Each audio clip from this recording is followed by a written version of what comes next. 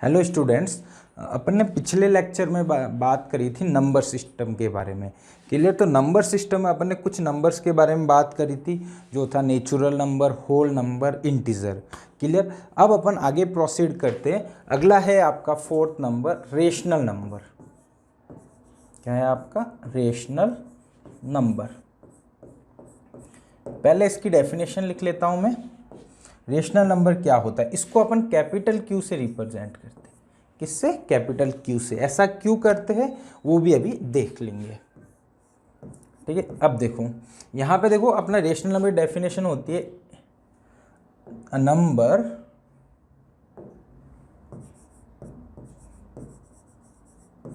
Number which can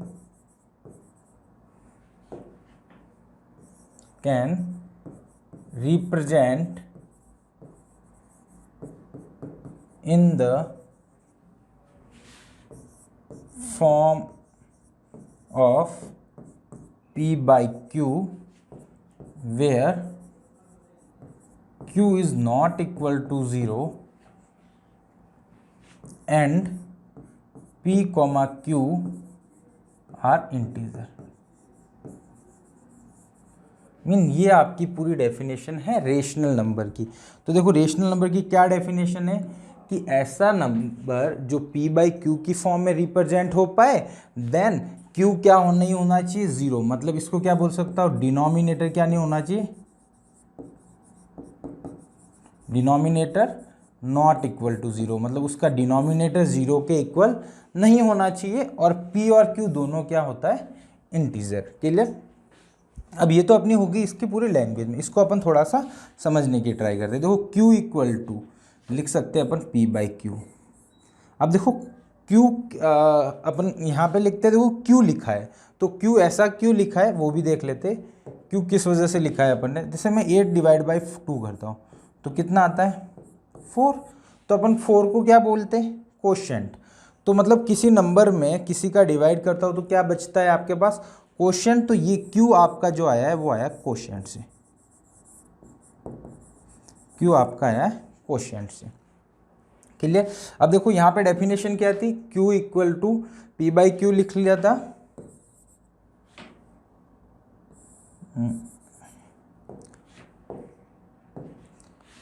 P by Q.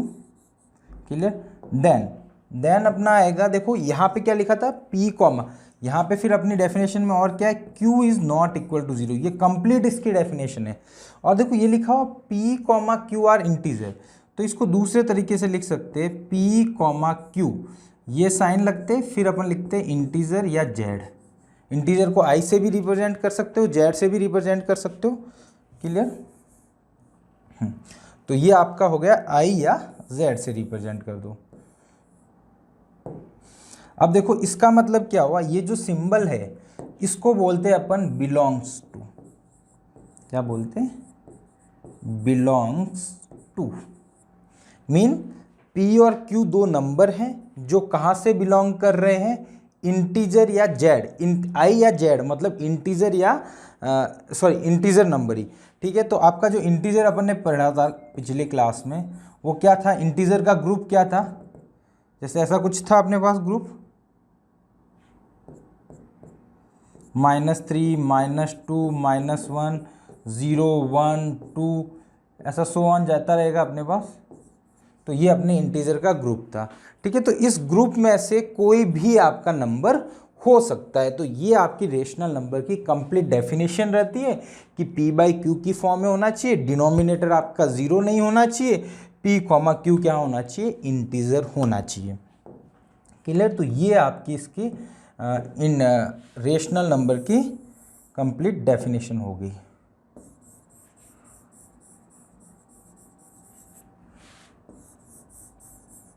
ये आपकी complete, मतलब ये आपने जो मैंने इसमें बनाया ये इसके रेशनल नंबर की टोटल क्या है, प्रॉपर ये कंप्लीट डेफिनेशन यही है। क्लियर। इसमें अपन देखो कुछ और ऐड ऑन करेंगे, वो मैं थोड़े देर बाद समझाऊंगा आपको। अपन जब रेशनल नंबर को कंप्लीट करने आएंगे, ठीक है, तो उसके लिए उसके बाद मैं आपको थोड़ा सा समझाऊंगा। उसके बाद पहले इरेशनल नंबर भी बताऊंगा, फिर मैं आपको रेशनल नंबर बताऊंगा। चलो अब देखो इसके एग्जाम्पल देख लेते थोड़े से अपन। तो देखो एग्जाम्पल में सिंपल सी बात करते, -3/7, 5/2, 4/3, √16/√9, क्लियर। एक -13/5, 0, 7/0, क्लियर, √3/√2, ये रहने दे, तो ये √3 वाला बाद में देखेंगे। अब देखो ये सब आपके रेशनल नंबर है या नहीं है वो चेक करो। देखो सिंपल सा देखो, इसको मैं सॉल्व करने की ट्राई करता हूँ। तो देखो मेरा P कौन है यहाँ पे, P है आपका -3 और Q कितना है 7। तो देखो ये दोनों ही इंटीजर है क्या, हाँ ये दोनों ही इंटीजर है। दोनों में से डिनोमिनेटर 0 तो नहीं है, देखो 0 तो यहाँ है ही नहीं, तो कोई प्रॉब्लम नहीं, तो ये आपका रेशनल नंबर होगा। सिमिलरली यहाँ पे देखूंगा तो ये 5/2 है, तो ये आपका देखो न्यूमरेटर, ये आपका P हो गया, ये आपका Q हो गया, Q 0 नहीं है तो मीन ये आपका वापस रेशनल नंबर हो गया। सिमिलरली ये भी होगा। अब देखो इसमें दिक्कत आएगी, बट इसमें देखो सिंप्लीफाई करना पड़ेगा। देखो एक थोड़ा सा मैं एक और वर्ड बताता हूँ, इसमें आप एक बार ऐड ऑन कर दो, है ना, इसको मैं और अच्छे से आगे समझाऊंगा। इसको देखना है आफ्टर सिंप्लीफाई,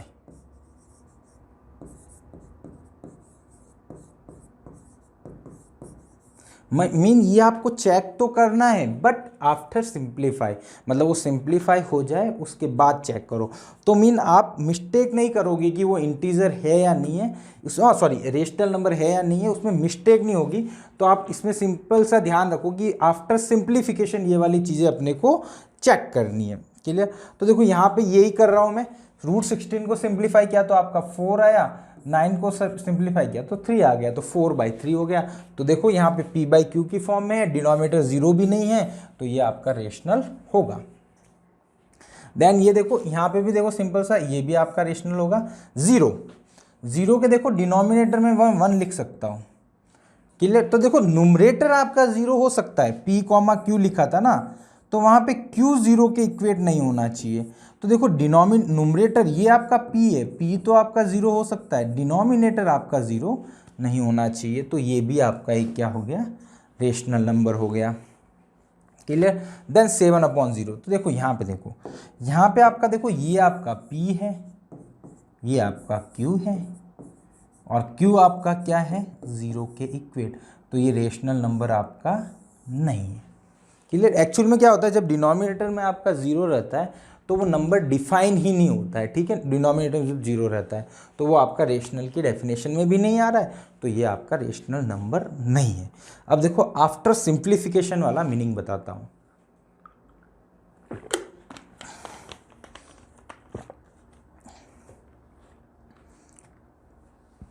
चलो आफ्टर सिंप्लीफिकेशन, देखो एक और एग्जांपल लेता हूँ। सपोज मैं और थोड़े से एग्जांपल ले लेता हूँ। पहला -3, 5, 7, ये सब देखोगे, देखो यहाँ पे डिनोमिनेटर में मैं 1 लिख सकता हूँ, ठीक है, सबके डिनोमिनेटर में। तो ये आपका सिंपल सा रेशनल नंबर चेक कर सकते हो आप, देखो तीनों ही रेशनल नंबर है आपके, ठीक है, तीनों ही आपके रेशनल नंबर होंगे, आप इजीली चेक कर सकते हो। तो मीन यहाँ पे कहने का मतलब था, देखो ये तीनों इंटीजर थे, तो इंटीजर भी क्या है, रेशनल नंबर, मीन जितने भी आपके इंटीजर है वो रेशनल नंबर भी होंगे, क्लियर। वाइस वर्सा करेक्ट नहीं है, बट फॉरवर्ड बोल रहे हूँ मैं एक statement, all integer are rational number, तो ये करेक्ट है, clear. But all rational number are integer, नहीं, ये गलत है। तो ये आप ध्यान रख सकते हो, ये स्टेटमेंट टाइप वाला, ये पूरे स्टेटमेंट है ना, मैं अभी लास्ट में एक बार कंक्लूड कर दूंगा अच्छे से। चलो ये तो हो गया अपना रेशनल नंबर में। देखो एक और एग्जांपल लेता हूँ, है ना, ये सिंप्लीफिकेशन वाला मीनिंग समझाने की मैं ट्राई करता हूँ। देखो मैंने लिखा √12 अपॉन √75, ठीक है, दो नंबर लिखिए, √12/√75। अब देखो आप इसको सॉल्व करोगे, सिंप्लीफाई इसको सपोज आप ट्राई करोगे, तो देखो मेरा P है आपका √12, Q है आपका √75, तो ये इसको देखो √12 को सिंप्लीफाई करोगे तो मतलब ये आपका रेशनल नहीं बनेगा, क्लियर, मतलब सॉरी इंटीजर नहीं बनेगा, ये तो सिंपल सा कि वो डेसिमल में फॉर्म आएगा। तो ये आपका इंटीजर है नहीं, ये भी आपका इंटीजर है नहीं, बट ये पूरा रेशनल नंबर है या नहीं है ये अपने को चेक करना है, ठीक है। और डिनोमिनेटर ज़ीरो भी नहीं है इस डेफिनेशन से, तो ये दोनों इंटीजर नहीं है, तो इसका मतलब तो ये रेशनल नंबर क्या होना चाहिए, नहीं होना चाहिए इस हिसाब से तो। बट इसमें देखो एक अपन काम करते हैं, इसको मैं सिंप्लीफाई करता हूँ। सिंप्लीफाई कैसे करता हूँ, देखो √12 लिखा हुआ है, उसको मैं लिख सकता हूँ देखो √4 इंटू √3, क्लियर। इन दोनों को अंदर वाले को मल्टीप्लाई कर सकते हो, ये अपन ने 8th क्लास में पढ़ा हुआ है, ऐसे दो नंबर मल्टीप्लाई हो रहे तो उसको अंदर वालों को मल्टीप्लाई कर सकते हो, बट यहाँ पे भी रूट रूट होना चाहिए, क्लियर। सिमिलरली 75 को लिख सकता हूँ √25 इंटू √3, क्लियर। √75 √12 दोनों हो गए। अब देखो इसको सिंप्लीफाई करता हूँ, देखो √3 से √3 क्या हो गया, उड़ा गया ये। अब देखो √4 की वैल्यू होती है 2 और √25 की वैल्यू क्या होती है 5। अब देखो मैंने जब इसको सिंप्लीफाई किया इस पूरे को तो मेरे को ये आंसर मिला, तो मीन ये दोनों इक्वेट है, तो मैं किसी को भी चेक कर सकता हूँ, दोनों में आंसर तो सेम आना चाहिए, रेशनल है या नहीं। मीन आपको कोई बोले कि रेशनल नंबर है या नहीं है तो उसकी एक ही कंडीशन होगी, या तो वो होगा या फिर नहीं होगा, है ना। ऐसा नहीं हो सकता कि सर ये तो होगा ये नहीं होगा, ऐसा भी नहीं होगा। तो इसमें अपन देखो अब चेक करो, ये आपका P हो गया, ये आपका Q हो गया, और Q आपका 0 के इक्वेट भी नहीं है, तो ये आपका क्या हुआ, रेशनल नंबर। तो मीन एक्चुअल में क्या है, ये आपका रेशनल नंबर है, ये आपका क्या है, रेशनल नंबर है। अब देखो यहाँ पे ये वर्ड समझ में आना चाहिए कि ये सिंप्लीफाई करना क्यों इम्पोर्टेंट था। मैंने एक पॉइंट लिखा था यहाँ पे, आफ्टर सिंप्लीफिकेशन, आफ्टर सिंप्लीफाई या सिंप्लीफिकेशन, दोनों में से जो भी आप बोलो, तो उसके बाद ये चेक करना है। ये अब चेक ऐसा क्यों किया, ये रीज़न भी वहाँ पे लिख लिया, क्लियर। अब देखो आफ्टर सिंप्लीफिकेशन को एक मैं और वर्ड से भी बोल सकता हूँ, क्लियर। एक देखो ये दोनों कैंसिल आउट हुए, ठीक है। अब देखो चलो आगे मैं एक लेता हूँ, वैसे तो मेरे को एंड में करवाना था बट अभी उसकी ज़रूरत पड़ रही है, तो मैं वो एक नंबर है उसको समझा रहा हूँ, फिर मैं वापस रेशनल नंबर पे बैक आऊँगा। एक नंबर है आपका को प्राइम नंबर, को प्राइम नंबर, क्लियर, को प्राइम नंबर। बाकी देखो प्राइम नंबर, उससे पहले मैं थोड़ा सा एक बार और बता देता हूँ, प्राइम नंबर भी बता देता हूँ आपको, वो भी सही रहेगा, ठीक है। मैं ज़्यादा उस पर डिटेल में नहीं जाऊँगा, मैं थोड़ी सी हल्के डेफिनेशन बता देता हूँ, क्योंकि प्राइम नंबर, कॉम्पोजिट नंबर, ये सब अपन पढ़ते रहते हैं, ठीक है, 8 तक पढ़ते आए। देखो प्राइम नंबर क्या है, उस प्राइम नंबर की सिंपल सी डेफिनेशन होती है, एग्जैक्टली टू डिफरेंट फैक्टर,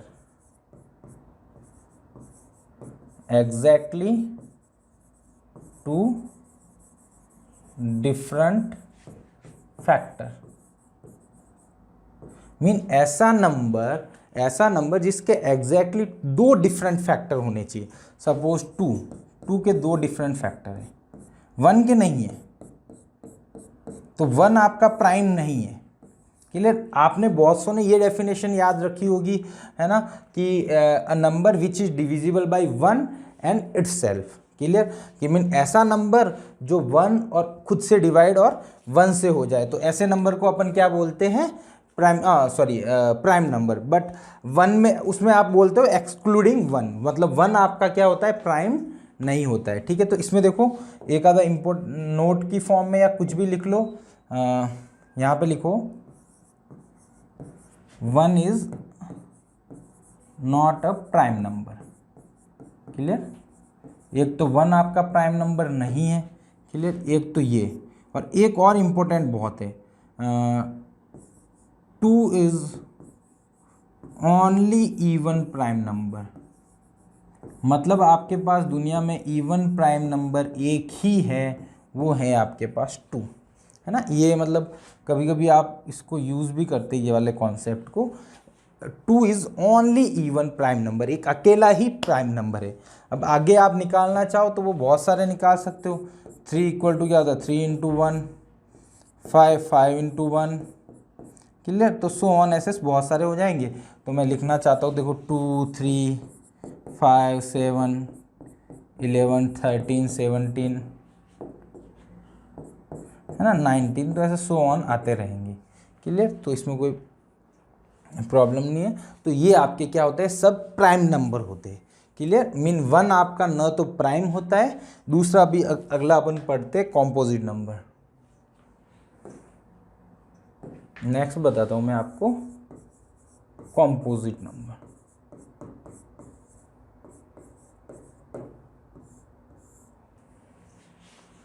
ठीक है, अगला है कॉम्पोजिट नंबर। तो कॉम्पोजिट नंबर का डेफिनेशन सिंपल सी होती है कि मोर देन 2 डिस्टिंक्ट फैक्टर या डिफरेंट फैक्टर, मतलब 2 से ज़्यादा डिफरेंट या डिस्टिंक्ट फैक्टर होने चाहिए, ठीक है। तो सिंपल से ऐसा होता है कि जो 1 होता है, 1 तो न तो 1 आपका इसमें क्या होता है, 1 neither prime nor composite, neither prime nor composite. Mean आपका न तो आपका प्राइम है और न ही वो आपका क्या है 1 के लिए बोल रहा हूँ, के लिए तो 1 नंबर हो जाएगा, ठीक। मैं लिख लेता हूँ यहाँ पे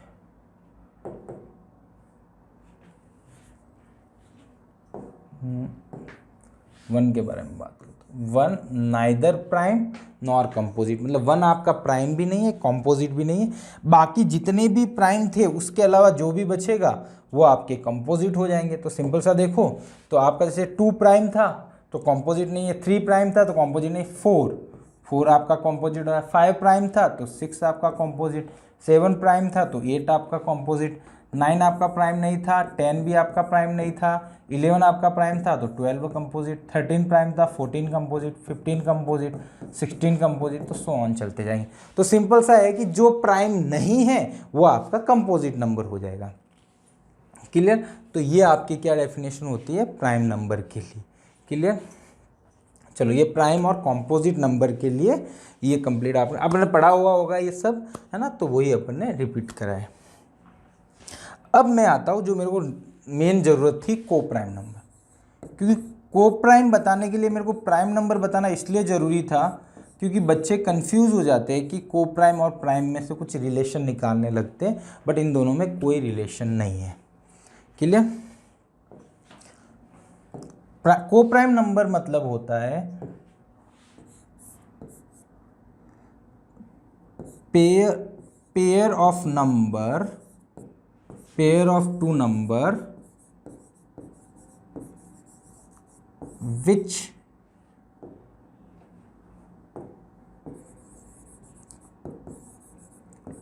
HCF इक्वल टू 1, है ना। मीन दो नंबर का पेयर, या फिर पेयर लिखोगे भी तो वो 2 नंबर ही हो जाएगा, उसमें कोई प्रॉब्लम नहीं, दोनों एक ही बात है, ठीक है। मतलब 2 नंबर पेयर का मतलब तो वो 2 नंबर ही होते हैं। चलो ये लिख लिया, कोई दिक्कत नहीं। हाँ, 2 नंबर का पेयर मीन सपोज मैं बोलता हूँ A B, if A B are coprime, ठीक है। इफ इसको मैं ऐसा लिख लेता हूँ, if A and B are coprime then HCF of A, B equal to 1।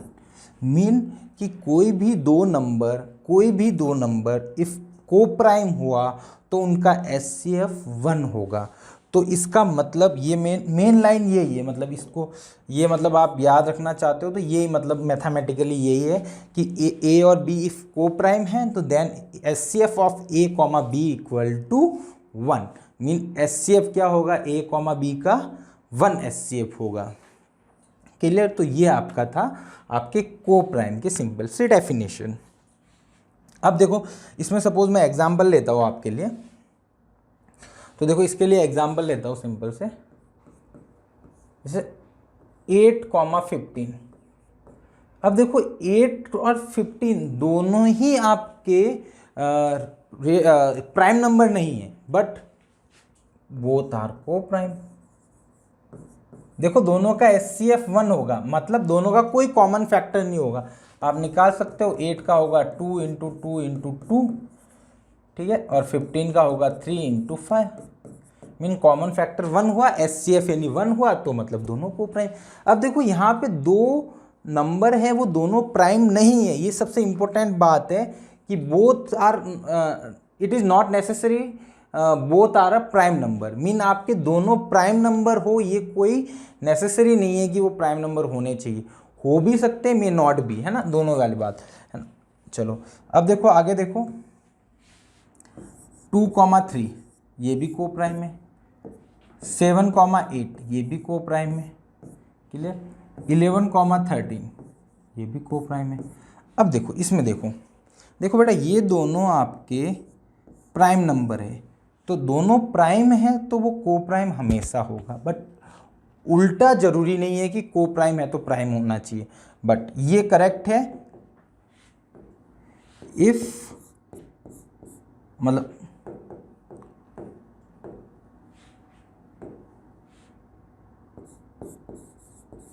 To prime number are always coprime. Mean दो prime number होंगे तो वो आपके को प्राइम हमेशा होंगे, क्लियर। दूसरा पॉइंट देखो ये दोनों नंबर कॉन्जुगेटिव है, ठीक है, 7 8 है ना, और भी ले लो 8 9, ठीक है, 10 11। मीन आपके कॉन्जुगेटिव नंबर होते वो हमेशा क्या होते, को प्राइम, ठीक है। 2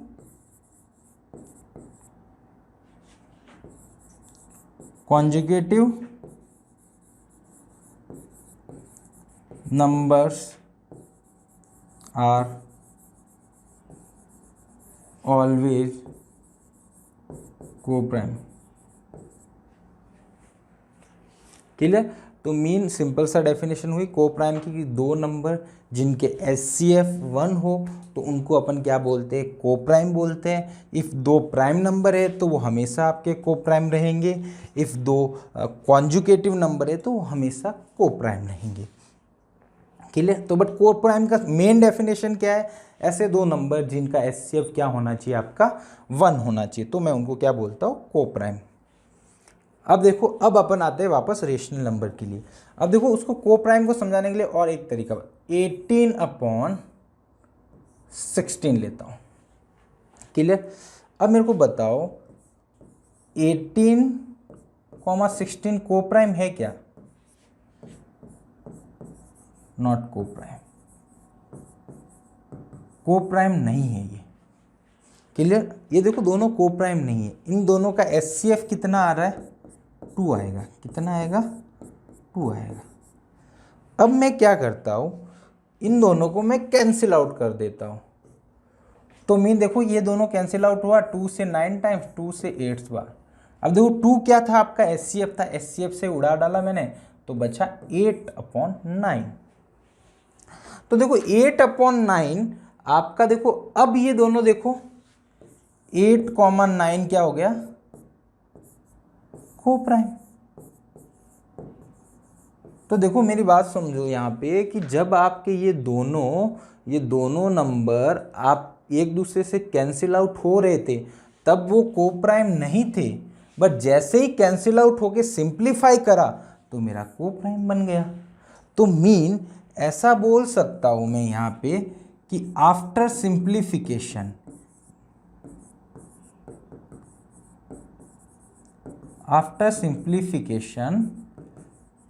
इसका मीनिंग क्या हुआ, आफ्टर सिंप्लीफिकेशन मतलब क्या हुआ, इन दोनों को क्या बोल दिया मैंने, को प्राइम, यानी मीन आफ्टर सिंप्लीफिकेशन को क्या बोल सकता हूं, को प्राइम। है ना मीन, या फिर ऐसा बोल सकता हूँ डिनोमिनेटर और न्यूमरेटर क्या होने चाहिए, को प्राइम। क्लियर, तो यहाँ पे ऐसे लिखता हूँ आफ्टर सिंप्लीफिकेशन का मतलब क्या हुआ, डिनोमिनेटर, शॉर्ट में लिख लेता हूँ, डिनोमिनेटर एंड न्यूमरेटर आर को प्राइम। इसका मतलब तो यही हुआ। तो मीन आप एफ या फिर सिंप्लीफाई बोलो या फिर मैथमेटिकल लैंग्वेज में बोलो, तो मीन दोनों क्या होने चाहिए, को प्राइम। अब मैं चलता हूँ अपनी नेशनल नंबर की स्लाइड पे। अब देखो यहाँ पे आओ वापस। अब यहाँ पे मैंने आपको बोला था कि वो दोनों क्या होने चाहिए, सिंप्लीफाई। तो इसकी जगह मैं ऐसा लिख सकता हूँ, यहाँ पे मैं एड ऑन और कर सकता हूँ। ये है ना, ये जो मैं लिखने वाला जो एड ऑन हूँ, ये आपको अभी तक कोई भी बुक में नहीं मिलेगा लिखा हुआ, बट इस कॉन्सेप्ट को अपन 10th क्लास में चैप्टर 1 में यूज़ भी करते हैं। तो एड ऑन क्या लिखेंगे, P, Q, R को प्राइम। मीन P और Q क्या होने चाहिए, आपके को प्राइम होने चाहिए। मीन ये आपका एक एड ऑन लिखना पड़ सकता है, या तो मैं ये अपनी लैंग्वेज में समझे तो सिंप्लीफाई कर दो, अदरवाइज मैथमेटिकली बोलूँ मैं तो पी क्यू आर क्या होना चाहिए, को प्राइम। मतलब पी क्यू को प्राइम होंगे तभी चेक करना है कि ये पी बाई क्यू की फॉर्म में इसको ये वाली फॉर्म सेटिस्फाई हो रही नहीं हो रही है। तो मीन पहले को प्राइम बनाना पड़ेगा। को प्राइम बनाने के लिए आपको क्या करना पड़ेगा, सिंपल सा है कि सिंप्लीफाई करना पड़ेगा। अब आपको दोनों तरीके से समझ सकते हो, जैसा आपको अच्छा लगे उन दोनों को प्राइम बना लो या फिर सिंप्लीफाई कर दो। सिंप्लीफाई थोड़ा सा सिंपल वर्ड रहता है कि हाँ भाई इजीली समझ में आ गया। को प्राइम पूरा मैथमेटिकली वर्ड हो गया, बट इस कॉन्सेप्ट को, ये जो अपन ने लाइन लिखी है, इसको अपन फर्दर यूज़ भी करते हैं। इसको रिमूव कर देता हूँ, ये वाली ज़रूरत नहीं है वैसे भी, है ना। ये वाले कॉन्सेप्ट को अपन यूज़ भी करेंगे 10th क्लास के पहले चैप्टर में, जिसमें अपने को रेशनल इरेशनल का प्रूफ करना पड़ता है। उसमें अपन इसको पूरा कंप्लीट को प्राइम वाले को, इस कॉन्सेप्ट को यूज़ करते हैं। यहाँ पे डेफिनेशन में नहीं लिखते मोस्टली, बहुत सी बुक में आपको नहीं मिलेगा, हमेशा आपको यही चीज़ दी जाती है, बट ये अपने को नेसेसरी है जब आपको प्रूफ निकालने जा रहे हो रेशनल नंबर का। क्लियर, तो ये आपका कंप्लीट रेशनल नंबर था। ये को प्राइम बताने की इसलिए ज़रूरत पड़ी थी क्योंकि ये आफ्टर सिंप्लीफिकेशन को प्राइम भी बोल सकते हैं। अभी को प्राइम वाला और भी यूज़ आएगा एक जगह। क्लियर, चलो ये हो गया अपना रेशनल नंबर का कंप्लीट। ठीक है, देन अगली बात करते हैं अपन इरेशनल नंबर।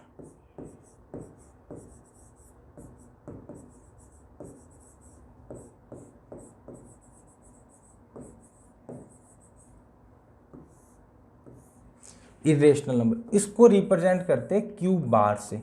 बार का मतलब नहीं, जो क्यू नहीं है वो क्या हो जाएगा, Q bar. Mean Q, simple सी बात करूं तो इरेशनल नंबर क्या होता है, real number which are real number, है ना। अभी अपन जो भी डिस्कस कर रहे हैं वो रियल नंबर के बारे में बात है। Real number which are not rational number, ऐसे रियल नंबर जो रेशनल नंबर नहीं है, सिंपल सा। क्लियर, तो वो आपके क्या आ जाते हैं, इरेशनल नंबर में। तो देखो इसके एग्जांपल ले लेता हूँ सिंपल से। तो देखो √3, √7, ठीक है, रूट के अंदर क्यूब रूट भी ले सकते हो आप चाहो तो, √4, ठीक है, 4th रूट 11 ले लेता हो, कुछ भी ऐसा लिख सकते हो।